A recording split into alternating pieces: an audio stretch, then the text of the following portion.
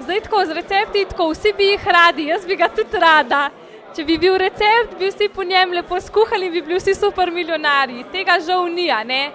Jaz pravim, ena stvar je zato, ker imamo nasprot sebe vedno drugačnega človeka in kjer so odnosi, tam je dinamika, tam se je treba prilagajati, tam je treba spremljati in tudi ena stvar je zato, ker so odnosi toliko dinamični, zato tudi ni nekih preprostih receptov.